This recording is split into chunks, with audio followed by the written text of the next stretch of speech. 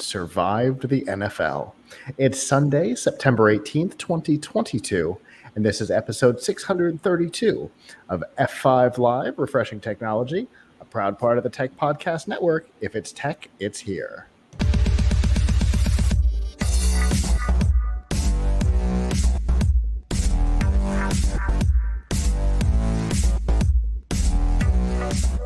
Wherever you are and however you're accessing our show, whether it be on social media like Facebook, Twitter, Instagram, or Snapchat, through a podcatcher like Apple Podcasts, Google Podcasts, Spotify, Stitcher, or a myriad of other options, through our live stream platforms like livestream.com, Twitch, or YouTube, where you can become a member and get exclusive content and ad-free episodes of F5 Live and Piltch, or on our website, PLUGHITZlive.com. Thank you for making us a part of your day. There are, of course, two ways that you can do that. The first is Sunday nights at 9 p.m. Eastern. You can go to f5live.tv/join us.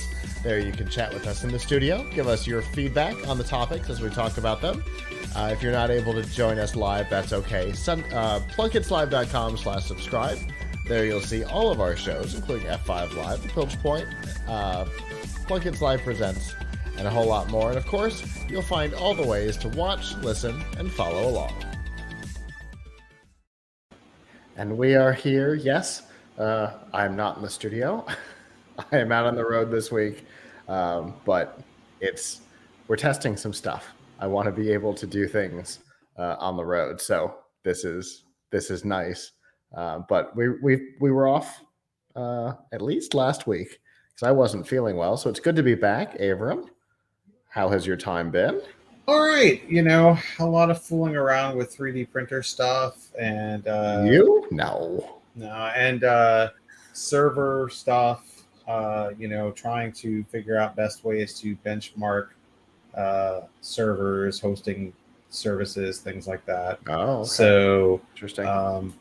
Scripting a bunch of tests to do really intense MySQL queries to figure out what one is faster than another or whatever. And then today my son and I were trying to install this third-party firmware on our printer called Clipper, and apparently it's like the Linux of 3D printers. Like everything has to be done as a command. You can't just use an interface. You have to want it to go home, you have to type G28. Want it to print, you have to type a bunch of codes. You just can't actually print stuff like normal. And but why we've been trying to do it is allegedly this Clipper firmware system allows you to print 2 to 5 times faster. Wow. Without any loss of quality. So something that took 8 hours might take 5 hours or something like that. Okay. So that would be ideal if I could get it to work, but everything kind of assumes that you're going to do these crazy calculations and measurements and stuff with how many rotations each of your stepper motors does, and crazy stuff that is really, really, really difficult to figure out. Gotcha. So anyway, spent some time on that today.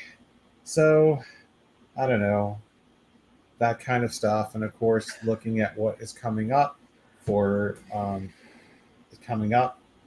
we move into the fall and the holiday season's upon us, and what things people should be looking at from their looking to buy or not buy for their tech. Gotcha. Yeah, it's we are in that time, right? This is when things start to get interesting. We've got a stack of products sitting at the studio ready to start some product reviews on. So, and I mean a stack of stuff. So, yeah, it's definitely getting into that time of year. And for us, we've also got strike going on right now, which is taking a lot of time, which is, I mean, an absolute ton of fun. Yesterday, there was we've been doing a Fortnite kill race for the last couple of weeks, which has been really interesting. For anybody who's watching, who's interested in Fortnite, or other games as well, check out strikeesports.com because not all of our events require you to be in the building. So it's been an interesting experience. My brother has actually, Adam, for longtime listeners and viewers, Adam was on the show in the beginning. He's kind of taken over the events side of that, which has been wonderful. He's got a pretty close, a finger on the pulse, I guess, of all of that in a way that I certainly don't. So thank goodness for that. But we've got a lot of news this week, and I think we should probably get right down to it. What do you think? All right. Yeah.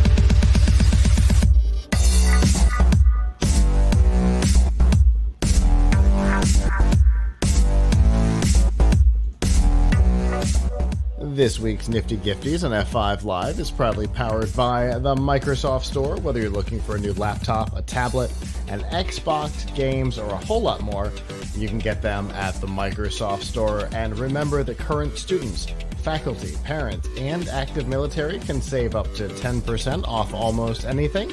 And to browse the products and learn more about the discounts, you can go to f5live.tv/Microsoft.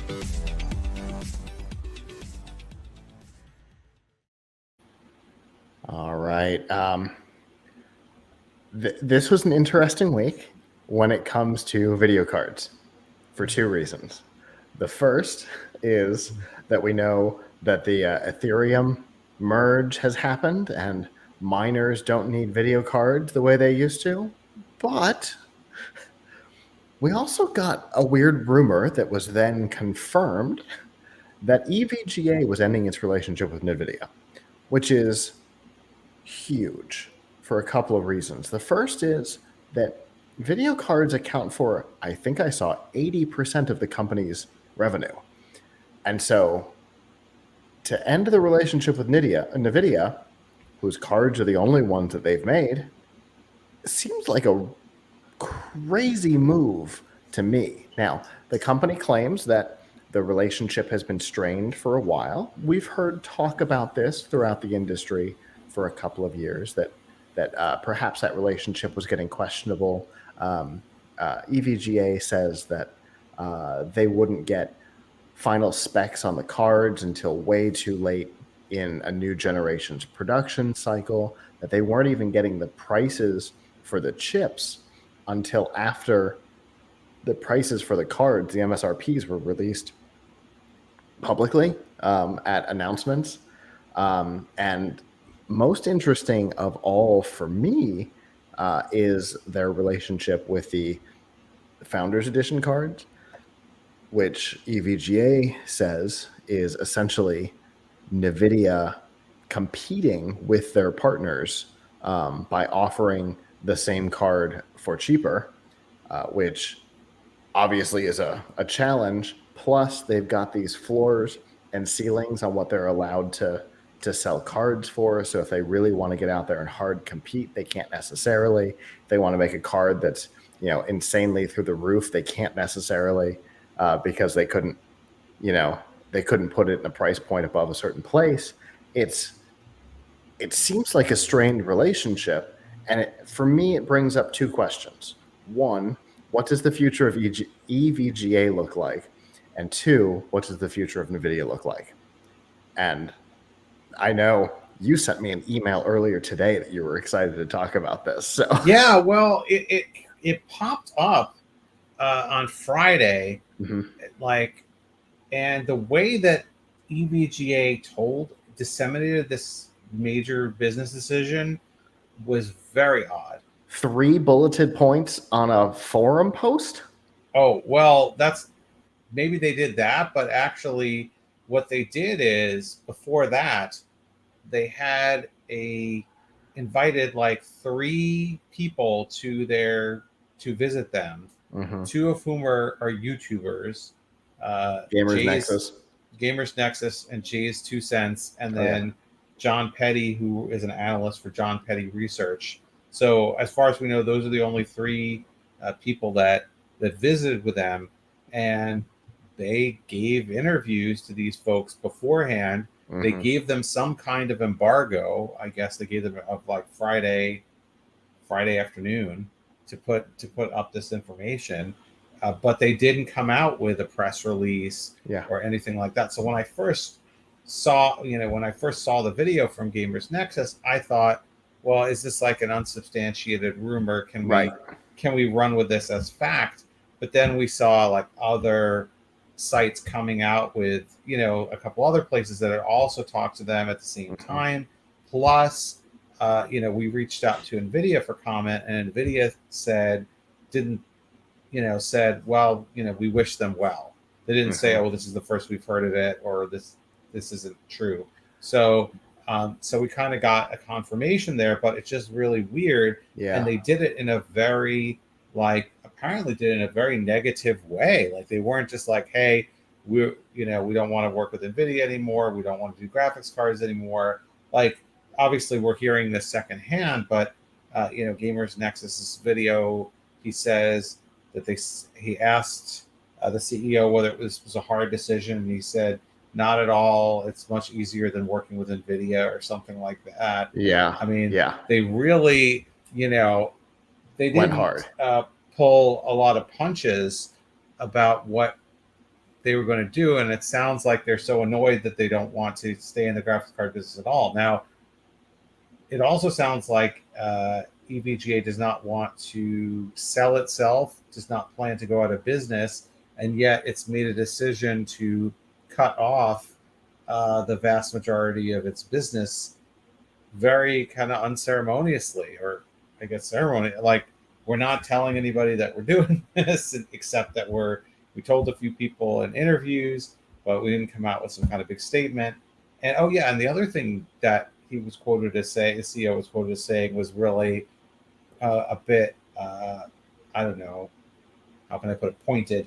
He said, you won't see me sitting on Jensen's lap at the Nvidia press event.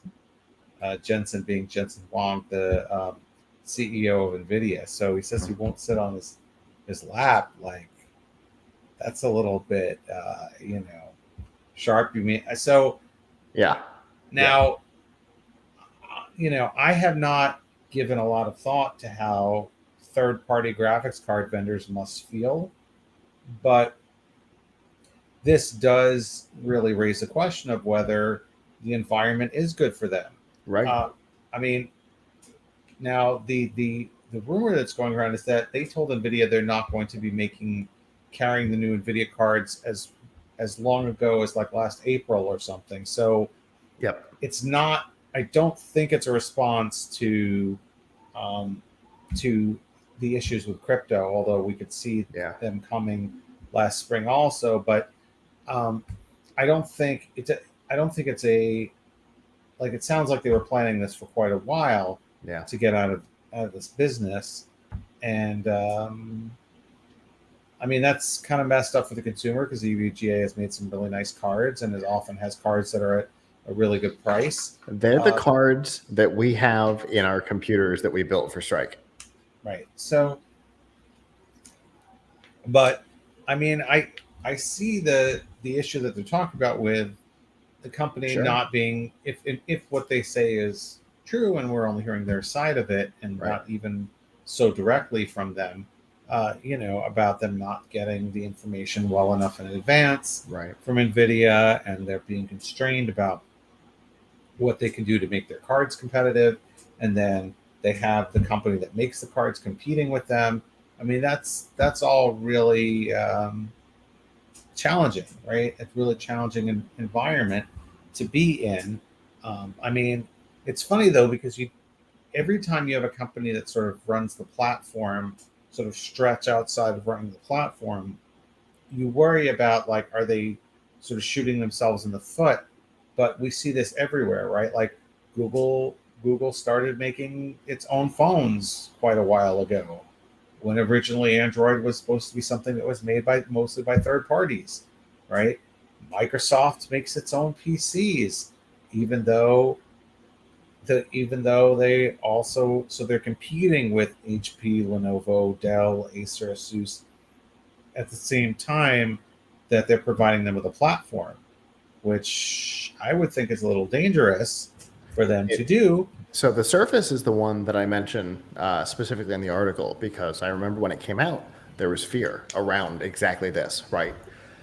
Is the platform going to create problems for the hardware by competing with the hardware? And in the end, it turned out that the Surface became like this inspiration point for the other companies. Like everybody wanted to figure out how to do something that people would be as excited about, but maybe do it at a lower price point. And there was all kinds of jockeying around it. And I mean, you probably know better than most.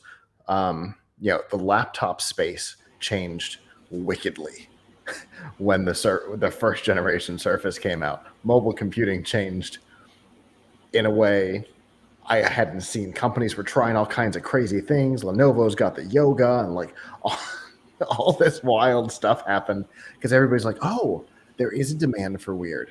Great. But with video cards, it's not really the same kind of space, right? There's only so much you can do. Can you sell a video card that's pre-water cooled? Sure. But how much demand is there for that? I don't know. But I mean, it's not quite the same kind of space as the laptop and tablet space. I mean, they get to overclock it very slightly over, but I mean, how much more are people going to pay for another 50 megahertz or 100 megahertz of graphics card speed? And then okay, so maybe they get more fans or whatever. But yeah, I can completely see where they feel like Nvidia is competing with them in a way that they don't. It's not good. And then also if they are giving their own stuff preferential treatment, like, oh yeah, so they're going to make more on their cards because they don't have the overhead of having to pay licensing for their own cards. Like it's yeah, I understand why partners would be upset. It sounds like a very emotional reaction. On the other hand, how many other companies are really in the same position as EVGA, where the majority, where that's what they're known for doing, is making third-party cards? Like other companies that you think of, like ASUS, Gigabyte, MSI, like this is motherboards, one of their businesses. Yeah. EVGA does have power supplies, and I think they have a few motherboards. Maybe. So, they have a small amount, and they have like some keyboards, but I don't think anybody really cares about that. Yeah, right. So they are really tearing the heart out of their business. Whereas I don't know if ASUS stopped making Nvidia cards, if it would tear the heart out of their business. Right. Especially considering I think companies like ASUS tend to do both sides. I don't think they have lived a life of exclusivity the way that EVGA has. EVGA has been a Nvidia partner and a Nvidia partner only for so long that it's weird to see them say, goodbye, Nvidia. But also, for so many people, when it comes to Nvidia cards, EVGA is the brand they go to. Yeah, that it's just what you think. They're nearly synonymous because of how long this partnership has been. I'm curious to see if maybe they've been talking to AMD and we're going to start seeing Radeon cards out of them. I don't know. I mean, the way that they phrased it, it really sounds like they are quitting the business. But I mean, that means obviously they claim they're going to find something for their people to do, but it sounds to me like any engineers they have are going to have a hard time having work to do. So the official written thing from EVGA, from Jacob, the product manager, it says, "Hi all. You may have heard some news regarding the next generation products from EVGA. Please see below for a message on the future products and support." 3 bullets. First one, EVGA will not carry the next generation graphics cards. Now it's important. It does not say next generation Nvidia. It just says next generation. So that leads into your theory. EVGA will continue to support the existing current generation products. EVGA will continue to provide the current generation products. EVGA is committed to our customers and will continue to offer sales and support of the current lineup. Also, EVGA would like to say thank you to our great community for the many years of support and enthusiasm for EVGA graphics cards. Signed, management. So, I mean, that wording, again, does sound like they're getting out of cards altogether. I mean, maybe this announcement inspires, AMD to go talk to them. Mm-hmm. Maybe it inspires Intel to talk to them. Intel is in this business now. I mean, granted, they're not. Their first set of cards has not been impressive by any stretch of the imagination, but we believe that they are going to be at least mid-range competitive at some point. Mm-hmm. Maybe not competitive with top-of-the-line stuff like the 4090 or something, but right, they may be competitive in the, sort of the 3060, 3070, 4060, 40, whatever, in the mid-range card business. So hard to say. Yeah, it's definitely going to be interesting to see. Obviously, their name suddenly doesn't make sense. Right. If video cards aren't the core of their business, but lots of companies' names don't necessarily make sense. I mean, EVGA doesn't make sense because, so I believe, there was, I'm trying to remember back, CGA was color graphics adapter, and that was like 8 colors.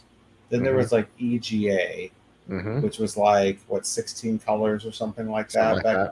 And then there's VGA, which is, how many colors is VGA? 256? I think the official. Yeah, I think so. I mean, you have VGA connectors, but the VGA standard, I think, was 256 colors. Yeah, I think so. So what's EVGA? Confusing. It also doesn't make a lot of sense because, True. I mean, look, if you're running a company or you're running a website or you're running a business, trying to think ahead, about whether what you're embracing is going to sound dated soon. Yeah. So, Gigabyte, don't you feel a little sorry for Gigabyte? I mean, I don't know how long they've been around, but when they started, it probably sounded like an impenetrably large amount. Like, yeah, it's a gigabyte. Holy cow, that's so much. Now, I mean, it could be worse because people still have gigabytes of RAM or whatever. Sure. Wait until everybody's rocking like a terabyte of RAM, and gigabyte is not a gigabyte is literally nothing. I mean, it could have been worse. They could have been like kilobyte or something, but that's not very not very good. So now you have that, and you have EVGA. I mean, it's like you watch Johnny Mnemonic, and Johnny Mnemonic's brain could hold like 72 gigabytes of data or something like that. Yeah, which is just slightly more data than we produce in an hour show. Right. You have to have his brain like taken over to fit what I could now fit on a micro SD card. Right. So let's hope it's not an iPhone and there's a micro SD card slot in there for him. Yeah. So I mean, yeah, I feel bad. I feel bad for them. I feel bad for their employees. This sounds like a very emotional decision. They could have, I don't know, maybe eased out of it a little bit more, I guess. But who knows what's going on behind the scenes? Right. Maybe they calculated that they would actually lose money on these cards, and they had to. That's possible. They had to decide that they couldn't do it anymore. It's possible. I suspect that we're going to hear something more than, ethereal rumors coming from YouTube, followed by 3 bullet points on a message board at some point on what the future of the company holds. But for right now, it's almost entirely speculation.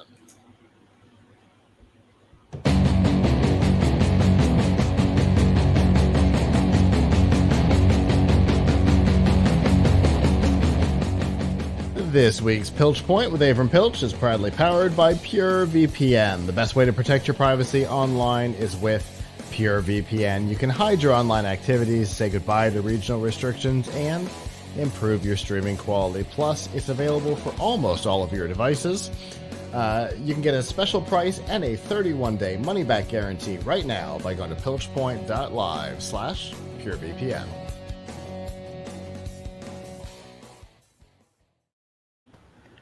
All right, Avram, it's that time of year. Things are changing up. We were just talking about new video cards coming. We were just talking about the Ethereum merge. What are we to do? What if it's time for us to buy something? What do we do? So it is the best of times and it is the worst of times to build a PC. I mean, overall, if you need a PC now, it is a good time because it is a pretty decent time because you can build a pretty good PC for even $500, and you could build a quite excellent one for $1,000 or $1,500. But if you are looking toward, having a really powerful gaming PC that is on the cutting edge, then we are at an inflection point because we fully expect within the next 2 months to see new graphics cards from Nvidia and AMD, and we expect to see new CPUs from AMD and Intel. So we are expecting to see a lot of new stuff, new CPU. So we recently at Tom's Hardware put up an article called "Don't Buy a Graphics Card for Under $500 right now." So the thing is, if you are planning to buy stuff that is on the mid to high end, right? Something that's say above a 3070 in terms of on the sort of hierarchy of chips, then you should wait because there's a decent chance that NVIDIA's new, we don't know exactly what models they're going to come out with, or they're just going to start with the top tier of like a 4090 that replaces a 3090, or they're going to go all the way down to a 4080, 4070. But it's almost certain that the mid to lower stuff for these new platforms isn't going to come out until sometime in 2023. So unless you want to wait a really long time, you probably can feel safe today buying a graphics card that costs less than $500 because it is not going to immediately be replaced, and it probably won't drop that dramatically in price because the immediate replacement for it isn't coming onto the market yet. However, with the utter collapse of crypto mining, we may see some nice discounts across the board, particularly on things that are, say, the level of a 3060 or a 3060 Ti or an AMD RX 6700 or 6800 graphics card, because folks who were using cards for mining now cannot. Mining on the PC for the moment is pretty much over, because now anything could change. But as you mentioned earlier, the great merge happened this week, which is that Ethereum, the most popular cryptocurrency that people mine with PCs, Bitcoin is more popular, but is not mined with PCs. It's mined with ASIC computers, which are completely different, custom computer just for mining. They changed the way that they mine from a proof of work, which required your card to do all these calculations, to a proof of stake. And so the need to have all of these high-powered video cards doing the mining for you has gone away.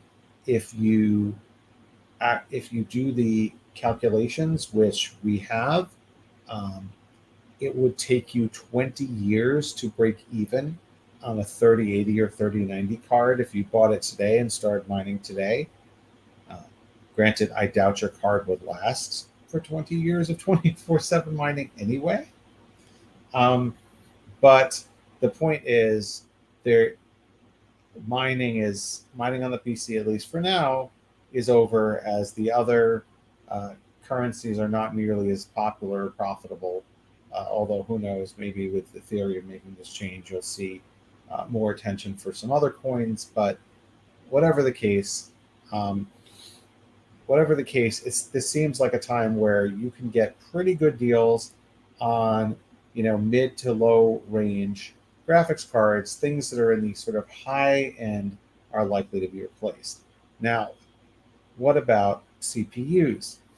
Well, we know that within the next couple of months, or even the next few weeks, we're probably going to see the launch of the new AMD Ryzen series and the new Intel Raptor Lake uh, chips. And they're both obviously going to be faster than the prior models. And the Ryzens are supposed to be quite a bit faster, but than their prior AMDs.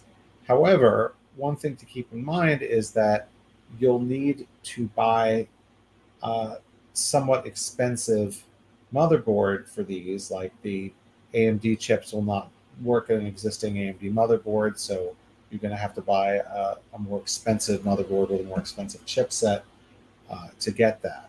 So, if you were planning to build a mainstream system, a system that is not, say, $1,500 or less, then it still would probably, or buy a pre-built one, it would still probably be to your advantage to get a Ryzen 5000 series or an Intel 12th Gen Core, which are both the current generation until they're replaced in a month or two. And you would, if you're planning to get something, that's sort of a, I don't know, $300 or less cheaper CPU, then you probably would not benefit a great deal from waiting. If you want to push the bleeding edge, then you might want to wait, but you're going to have to spend more on a motherboard. And if you're getting AMD, you're definitely going to have to spend more on RAM, because you're going to get DDR5 RAM. So those are things to keep in mind. As far as other components are concerned, we don't see. I mean, there may be some holiday discounts coming, but they won't. I don't think they'll be so significant that you'll cry if you bought, say, a new PCIe 4 SSD today, and then you find out and see on Black Friday that it's $20 or $30 cheaper. You got 2 months out of it, so you shouldn't feel. I don't expect things like SSDs to be, to have a huge, price delta.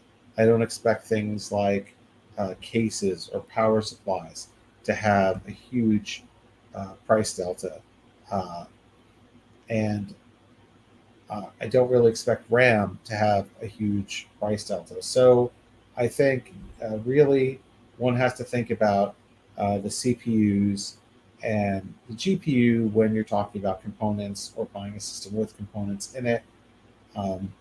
Also, by the way, I don't foresee any laptops getting these. These laptops will not get these new generation of graphics cards or chips until 2023. So you do not have to worry about, if I buy a laptop today, is there going to be a better card coming out in a month? No. Maybe most likely the next mobile stuff will be announced in January, and we probably really won't see it in the marketplace until at least April or May, maybe some early in March.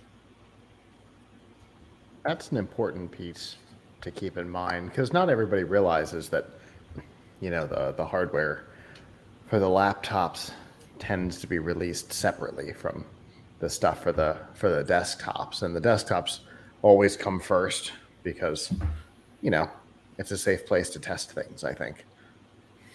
Yeah, I mean, I guess maybe it's where performance, people care more about the performance. Yeah. They're going to come up with new stuff first.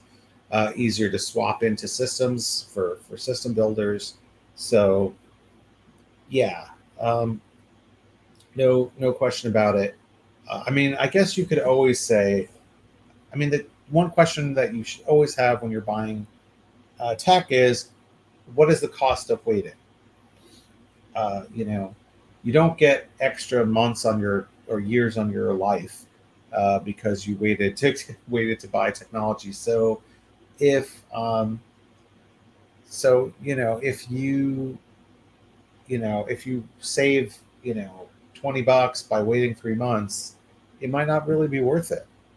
If you're getting a slight, some more performance, but you have to wait 6 months to get it, there's always something better 6 months to a year out.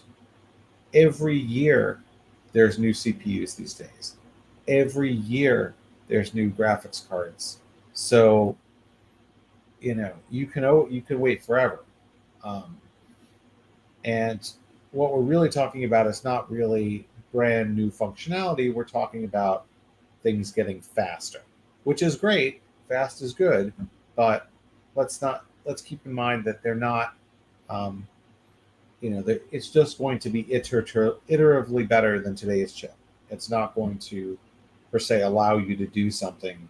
It's not going to turn your computer into a hologram or something. So it's not going to teleport you. It's just going to do the same tasks a bit faster. I would definitely wait a couple of months for the hologram computer or the teleporter. I'm just putting that out there now. Yeah. Yeah, it's really a case of trying to squeeze every drop out of the lemon is really kind of what we're talking about here. Far less so than huge, mind-blowing changes in the technology.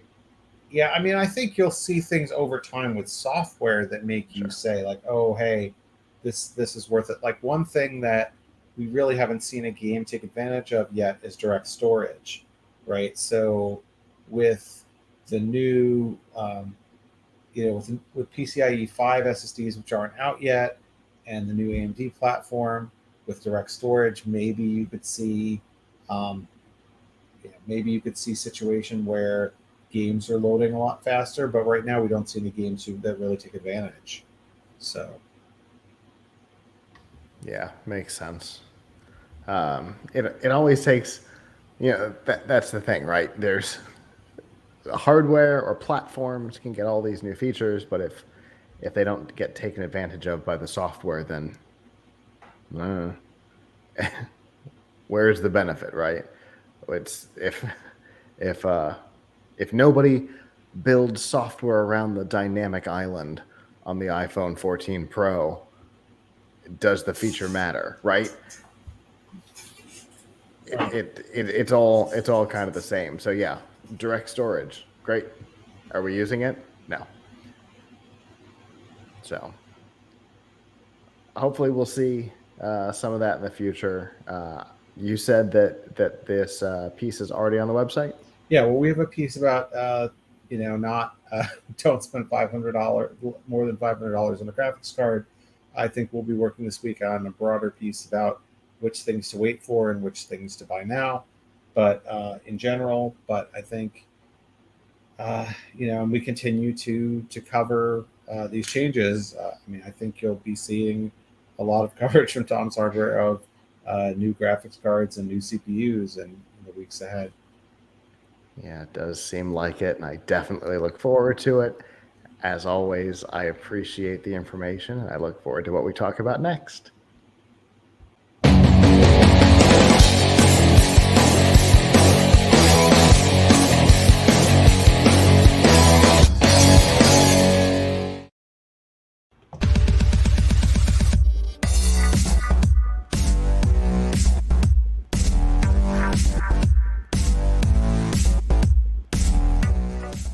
This week's Extra Life on F5 Live is proudly powered by EXA. EXA brings the latest technology to gamers, offering the most immersive products for the ultimate gaming experience. They've compiled the best elements of cutting-edge ENC tech, Bluetooth 5, 7.1 surround, plus extra features like dual mics and low latency into their headsets so everyone can enjoy a sensational gaming experience. And they've got headsets for Xbox, PlayStation, Switch, and PC, plus they won't break the bank. To learn more about the headsets that are available and any current promotions, you can go to f5live.tv/exa. Speaking of EXA, real quick, if you happen to watch the Strike stream on Thursday where we were playing Fall Guys, we were using an EXA headset, and we really liked how it sounded. The microphone, I think we had plugged in wrong, so it was a little... But what we were hearing is really great. Anyway, Nintendo. We don't usually talk about the content coming to subscription services, but tonight we're going to, because I'm super excited about several of the titles that are headed to Switch Online expansion pack. There's a lot of Nintendo 64 stuff that they've been publishing since the expansion pack was first released. And this next batch has a lot of the titles that I was hoping for. Now, in the interest of full disclosure, I have almost all of these already for hardware, but the ability to play them, and especially with some of the new features, is really exciting. In the first batch of games, the thing that I'm most excited about is that the original Mario Party and Mario Party 2 will be coming to the Switch. The first Mario Party was possibly the pinnacle of the series. They have constantly been trying to chase that first game ever since. The most recent one, I think, is the closest they've gotten because it feels a lot like the first game. Because, like the game Monopoly, right? If a game can make you love the game and kind of hate your friends a little bit, you know that they've created something that has hit home with you. And that, for me and my brother and all of the original hosts of this show, we used to play the original Mario Party well past the Nintendo 64's freshness date. Certainly well into the Wii era. So it's pretty cool to see that coming back. But the game, Goldeneye 007, it is the console-defining title of the Nintendo 64. It was a bizarre cultural phenomenon. People who don't like or didn't care about James Bond played this game. If you had a Nintendo 64, there were maybe 7 people who had an N64 and didn't have GoldenEye, and that was about it. Everybody else had this game. It really created the multiplayer experience that people expected for several generations. Halo, the original Halo, wanted so badly to be GoldenEye as far as the multiplayer was concerned. I mean, 4-player split screen on a CRT, bonkers. And, everybody played this game. And in this, they are adding online multiplayer to the equation, which simply makes it better. Now, what I don't know is whether or not we'll still have split screen. I'm hoping we will, because it's such like a defining element of the game. But if we don't, we'll deal with it, and we'll do the online multiplayer. But GoldenEye 007 is for sure the game of the N64. After that, we're going to see Mario Party 3 will come sometime in early 2023.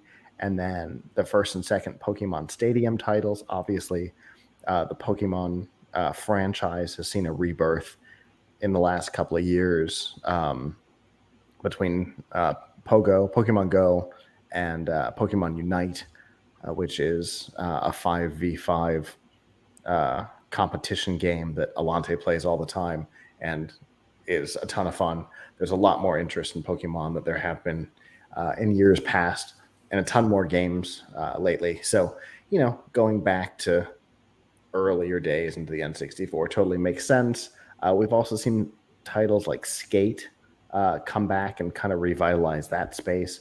So it makes sense that we're also getting 1080 snowboarding in the next batch, plus Excitebike 64. Excitebike is one of the early video games that had a consumer success. So the Nintendo 64 version of it makes sense. I don't know about you, Avram. Goldeneye, I'm super stoked about, and Mario Party 1, I'm super stoked about. Yes, I have both of them on N64 cartridges, but the ability to bring these games that were cultural defining moments, particularly Goldeneye, to a new generation, I think is a cool. I guess I don't really get why you would want, there's other games that have for younger folks, I don't see where they would see the value of Goldeneye. I guess folks were nostalgic about it, but it's not like you couldn't have another FPS game that has multiplayer that uses more modern graphics and Sure.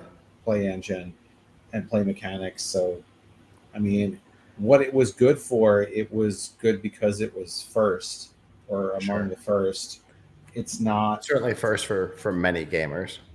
It's not that, wow, go back and you'll really experience. I don't know. It's hard to say because I was playing games at kind of the dawn of video games, so I don't know if there are a lot of younger folks who go back. And I've certainly met younger folks who are big into retro gaming, but are they into it because they think wow, I really love to play this game, or is it like, oh wow, this was the first and it reminds me of something? Well, obviously not going to remind them of much if it's before their lifetime. Sure. So Goldeneye in particular is a unique title. There was a leak maybe a year ago. It might have been more recent than that. That there was a Nintendo 360 port, or Nintendo Xbox 360 port that had been in the works that was basically completed and then abandoned. And that code was kind of put out into the wild. The number of people who downloaded and deployed that game on the Xbox was ridiculous. It was trending on Twitch because so many people were playing it. It was insane. So, in fact, what happened with the leaked 360 code was such a big deal that it's also coming to Xbox Game Pass. So that one, Goldeneye in particular, is its own weird thing. I don't know what it is about that game, because again, I'm not generally an FPS person. I don't like generally playing games with other people in real time. Mario Party isn't real time; it's asynchronous, kind of. But I generally don't like real time multiplayer, and yet I played so much Goldeneye. It's a weird title. I generally don't necessarily get stoked about this stuff, again, because I have most of these games already in their original form. But I don't know, the idea of Goldeneye coming to modern consoles, I'm pretty excited about. Cool. I'm glad folks are excited for it. That would be there are certain things I guess I wasn't for me, that was sort of, I wasn't so young that was like a touchstone for me. I'm more like, oh yeah, I want to show my kids show my kids Atari, Sure. which you don't get on the Nintendo Switch. No. I have an Atari Classic sitting in Strike right now, though, with a bunch of those games. So I definitely get it. I also enjoy, those older games that also I had direct access to. So yeah, no, I get it. But yeah, looking forward to them. And from what I can tell online, others are as well. If you're watching live, I apologize because for some reason the next bumper is missing. So we're gonna skip that for right now. I'm gonna just play the music and do the thing. And if you're watching later, you won't have heard this. So there we go.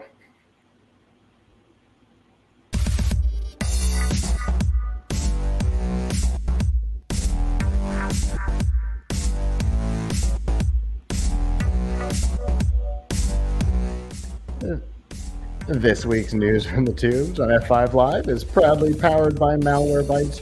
Whether you use a PC, a Mac, or a mobile device, Malwarebytes Premium is the company's strongest protection ever. It fights threats traditional antivirus software can't stop. It actively blocks threats like worms, rogues, dialers, and a whole lot more. It allows you to use your computer and mobile devices with confidence and peace of mind. To learn more and get a special price, you can go to f5live.tv/malwarebytes.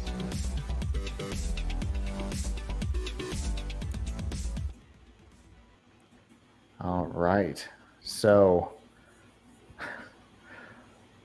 an interesting security thing happened this week. Uber was hacked, but in a weird story. It's not necessarily that Uber was hacked that makes it interesting, right? Companies are getting hacked all the time. T-Mobile seems like they're getting hacked every week. Not really, but you know what I mean. A couple of big ones in the last couple of years.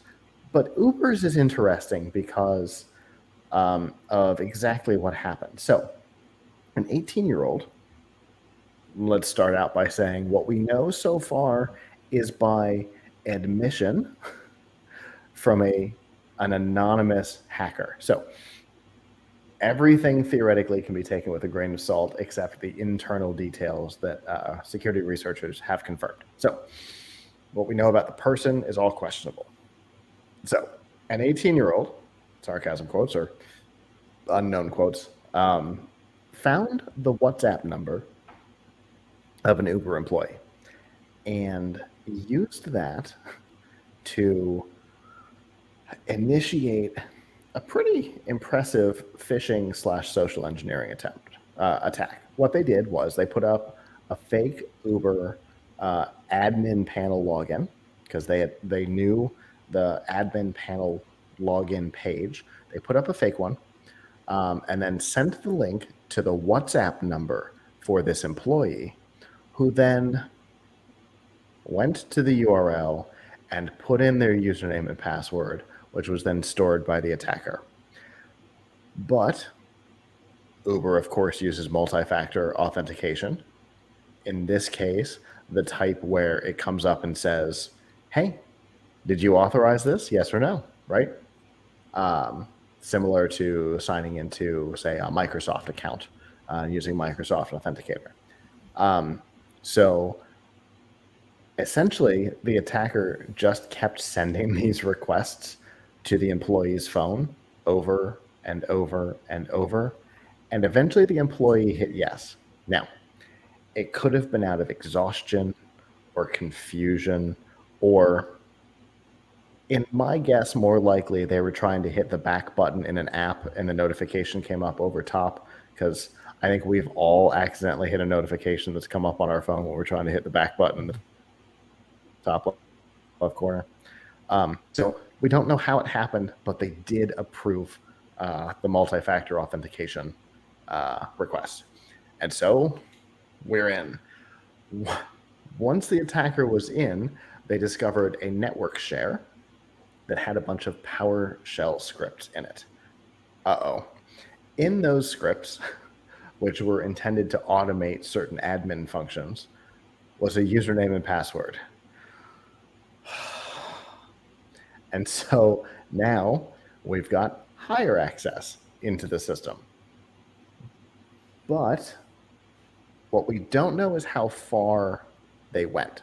Did they have access to the Amazon Web Services account, theoretically, to the company's G Suite, theoretically?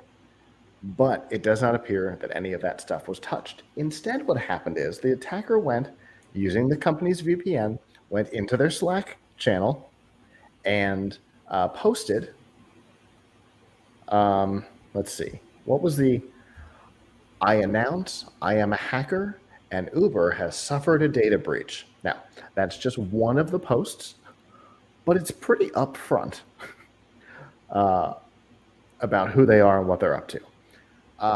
From there, some information about being 18 came about. There are some external communications allegedly coming from this individual, including admitting that it was a social engineering attack, got somebody to give them their password. But the thing that, here's where it gets weirder. In Slack, this individual starts posting about the political nature of Uber and their relationship with their drivers, and they don't pay them enough. The whole thing is so weird to me, Avram. Every turn of this just seems weirder than the last. Yeah, I mean, what did this person actually do, and what was their goal? Just to get on the company Slack and say things to the employees about what they think of the company's policies? I guess, maybe. So far, the company and third-party security researchers have confirmed the hack. They have confirmed certain bits of access, but they're currently still researching to see if the information that was taken from the network share from the PowerShell scripts was used to actually access anything or not. So we know they got into the network. We know that they got into the system. They know they got onto the network. We know that they got into the VPN. We know that they got onto Slack. Those bits we know for sure. Past that, there's no current evidence that they did anything other than troll Slack or troll Uber on their own Slack. This time, it's personal. Yeah, yeah, it's so weird. It strikes me as it was not a financially motivated crime. Right. It was somebody who's angry. It doesn't mean they couldn't have stolen data as well, but somebody who is angry and wants you to know that they're angry. So look at someone who is a former employee or a former driver, which of course that could be anybody. So many people, so whatever. But it was someone who was angry, And the fact that they know about what the control panel looks like also suggests someone who worked there. I hadn't considered that. Yeah, that absolutely makes sense. I mean, I don't know who sees the control panel. Do drivers see the control panel? They use an app? So if only the staff sees it, then how would you know to make a convincing looking simile? Unless you or somebody you're working with has direct access to it. Yeah, that's a good point. I hadn't considered that. Right. So unless somebody posted a screenshot, maybe there's a screenshot out there, but it doesn't seem likely. It's not the kind of thing that seems like would have happened. So yeah, that's a good point. And a really great place to start looking. With that, I would take that I'm 18 thing with a grain of salt. Yeah. I think that's obviously. I mean, it's a very poor attempt to try to throw people off the trail, right? Yeah, for sure. Because on the other hand, yes, an 18-year-old might have a little bravado about being only 18 and tricking a employee into giving up their credentials. But yeah, I think the amount of information that would be required to make this possible would require an employee, and therefore likely not an 18-year-old. Somebody who would have had access to the login screen for this thing, unless maybe one of their parents works for Uber. Yeah, could be that, but they definitely have a relationship to it. So yeah, I mean, it's not a rando. It's a disgruntled person. Oh well, I mean, I don't know if I don't really use Uber much anyway, but I don't know. I mean, would you worry about them having your payment info if you're an Uber customer? Potentially. I don't know. Maybe. Yeah. At least they don't have your social security number. True. Unless you're an employee, then maybe they do. Route information, common start and stops, maybe. That kind of information might have some value on the dark web if financial is the motive. That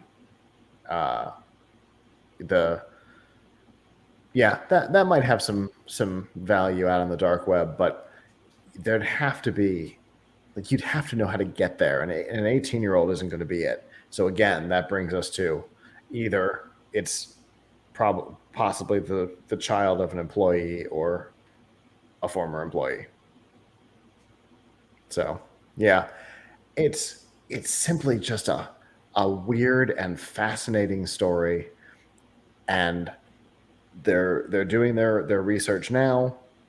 There's the possibility that nothing further needs to be done, other than changing passwords and stuff internally. They did shut down part of their internal network for a while when this was first revealed, but seems like everything's back up and running now. Usernames and passwords may have been changed, but we'll know hopefully soon whether or not personal information was accessed, and if so, what the company plans to do to protect those who are affected.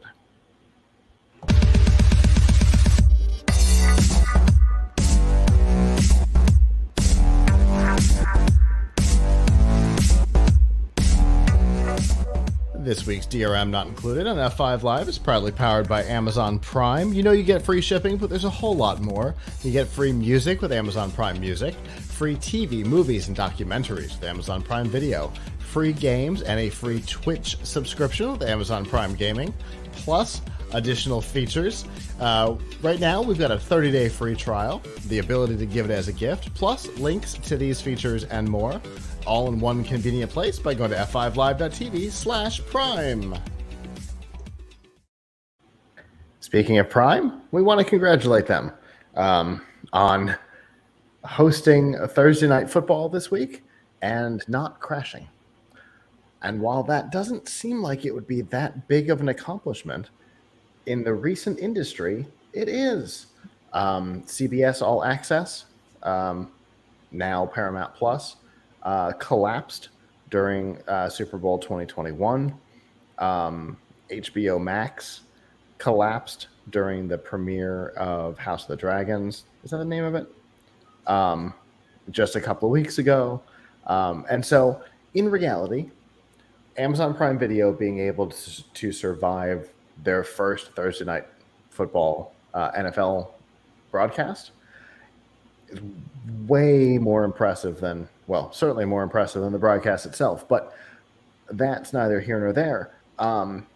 The fact that it never went down is a positive for the industry. We know that more things want to go this direction. We've seen all kinds of high-profile failures just in the last year and a half or so. So for Amazon to be able to pull this off is pretty great in all reality. But they are one level of abstraction closer to the technology than everybody else is, right? Because belongs to them. exactly, we know from the outage a couple of years ago that Netflix uses AWS. So everybody from Netflix down to the Daily Wire, like everybody in the streaming space seems to be using AWS, but they are a whole level of abstraction away from the hardware than Amazon is, because they are the A in AWS. Um, so they have more direct access. They can scale things up and down faster. They don't need manual intervention for most of this, because they can write their own stuff behind the scenes to scale stuff up and down based on demand. Now, does that mean that everybody needs to build their own data centers and their own cloud infrastructure? No, but it is interesting that they are the ones that had the success being closer to the hardware. There's got to be stuff that can be done to prevent this, because it's never a good look, right? Whether you're Paramount or you're what were we just talking about, HBO, it's never a good look when your system just totally collapses under the weight of an audience that you have cultivated. Yeah, I mean it's embarrassing when you can't deliver. So, I mean, I guess good for them in doing what they're supposed to do, but it's not like they haven't had experience. True. I mean, we've seen full AWS collapses, right? yeah, that was when Netflix went down a couple of years ago. I mean, they should be able to anticipate the traffic the bandwidth that's needed, because other people have used their service. So, right, like, I'm sure. But also, my takeaway here is did HBO not know that a follow up to well, the name of the show is gone. Game of Thrones. That's it. That a follow up to Game of Thrones was going to be popular, and that they needed to scale up for that. Like, did they just not consider that? I mean, it's interesting. It's an interesting question, right? I mean, they might have, a lot of companies. So, getting extra capacity costs money, right? Sure. I'm sure it costs money. Now, Yes. We shouldn't fool ourselves, because the way that a lot of large companies work is that even if the company owns something doesn't mean that there's no internal charge for it. So, like, Right. The Amazon Prime division might be separate from the AWS division, and therefore, if they want more bandwidth, they might have to, I don't know, buy it from internally. They 100% show charges across divisions like that. It's how AWS is able to claim the market percentage, usage percentage that they do, is because they include Amazon.com and Amazon Prime and Twitch all in their AWS subscriber list. Right. So, they, so it's not, I don't know how it works there, but they probably had to pay for that. But at the same time, I'm sure there was a lot of pressure on them to get it right. Mm-hmm. A lot of other companies might and say, likely all hands on deck, right? People in the AWS department who were told this cluster has to live. I mean, I don't know how hard it is to make that work, but yeah, I mean, I if you have the right bandwidth, but I think that the thing is, if you're somebody like HBO, they first of all, let's be real here. Like, Warner has been kind of sticking a knife in the back of HBO Max and twisting it for several months now. So true. It does not. They probably feel like if people aren't able to watch the show right away, it's not going to cause any unsubscribes. Whereas a live event like a football game True. is going to be embarrassing. Yeah. If they see an outage during a live event. So like CBS. yes, and CBS does not have the streaming credentials that Amazon does. Sure. So sure. yeah, I mean, and their infrastructure was like 8 minutes old when when the Super Bowl was streamed on CBS All Access in 2021. That it was infant at best at that point, as opposed to Amazon Prime Video, which at this point is a decade old. They've been in it with this infrastructure for a while now, and CBS was still kind of nothing at that point. So much so that, as we know, they changed the name to get away from the feeling of CBS All Access. So I think I'm not surprised. Yeah, me too. But I'm happy to see it. I'm happy to see a big event finally not collapse under its own weight.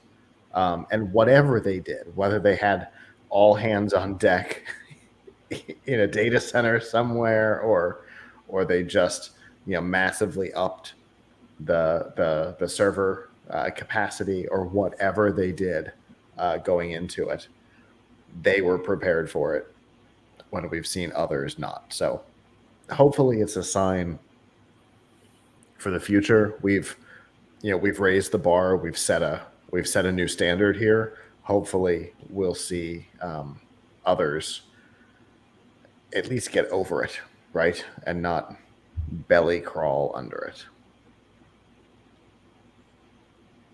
Well, that is our show. I don't have our closing music tonight. There's 2 pieces of stuff that are missing. But thank you for joining us. For those of you who did, we always appreciate our live viewers. If you didn't and would like to in the future, Sunday nights at 9 p.m. Eastern, you can go to f5live.tv/join us. There you'll be able to chat with us here in the studio, give us your feedback on the topics as we talk about them. If you're not able to join us live, perfectly okay. PLUGHITZlive.com/subscribe. There you'll see all of our shows, F5 Live, The Piltch Point, PLUGHITZ Live Presents, and a whole lot more. And you'll find all the ways to watch, listen, and follow along. Next week, I will not be available. It's my father's birthday, and we'll be doing that instead. Maybe if it's okay, maybe we'll move. Yeah, we could do it later in the week. Monday or something like that. Yeah, or Tuesday or something like that. Tuesday would be better. Perfect. So next week we'll move the show over to Tuesday instead of canceling it outright. We've been doing that too much. I want to get back into a cadence. So next week we'll be on Tuesday, and then from there we'll be back to normal for a while. And so with that, on behalf of the staff that's not here, I'm Scott. I'm Avram. And we'll see you back next time. Ciao.